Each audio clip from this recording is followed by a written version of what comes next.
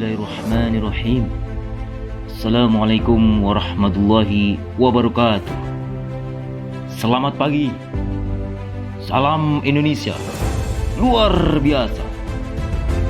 Saudara-saudara sebangsa dan setanah air, para pemuda dari Aceh sampai Papua yang menjadi kebanggaan Ibu Pertiwi.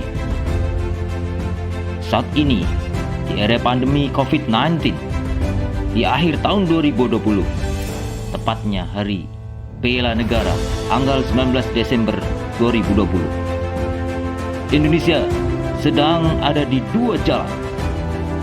Satu jalan adalah Indonesia menuju masa kebangkitan luar biasa, menjadi negara raksasa dan pusat peradaban seperti zaman leluhur kita saat Majapahit, Sriwijaya, dan Atalanta.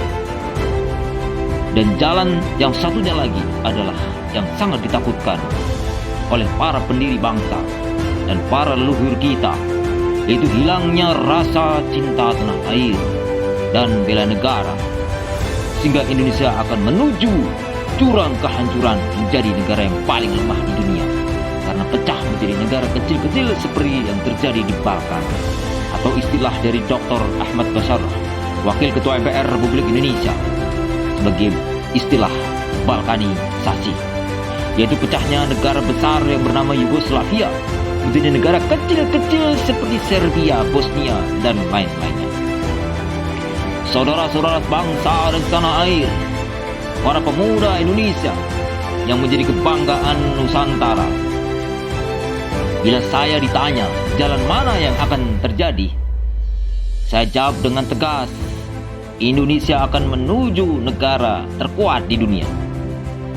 Karena dalam keyakinan saya, sebagai anak bangsa dan sebagai cucu dari kakek pejuang kemerdekaan TNI Angkatan Darat yang sekarang dimakamkan di Taman Makam Pahlawan Cilacap, dan juga cucu dari kakek satunya, aktivis dan pengurus Partai Nasionalis Indonesia atau PNI di era Bung Karno, dan ayah saya adalah salah satu pelayan negara yang mencintai Indonesia di era Bapak Soeharto.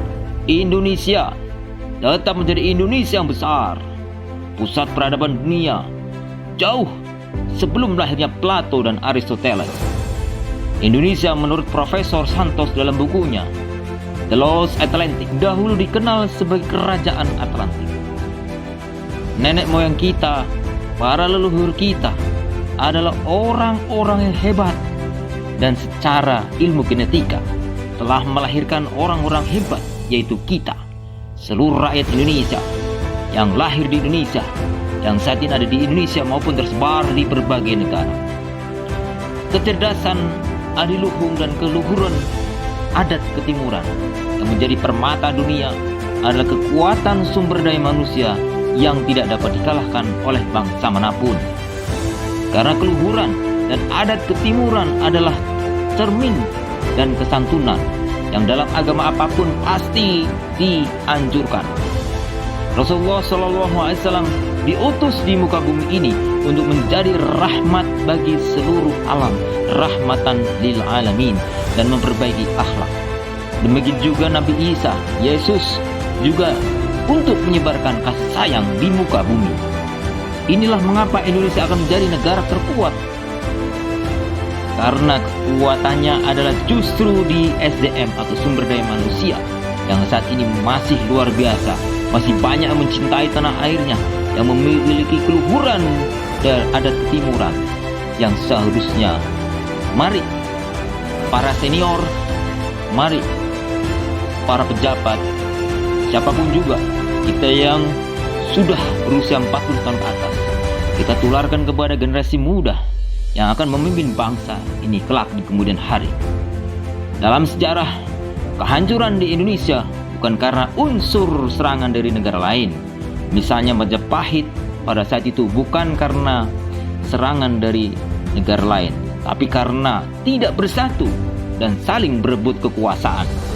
Para pemimpinnya korup, menonjolkan egonya, dan meninggalkan jiwa keluhuran sebagai adat ketimuran.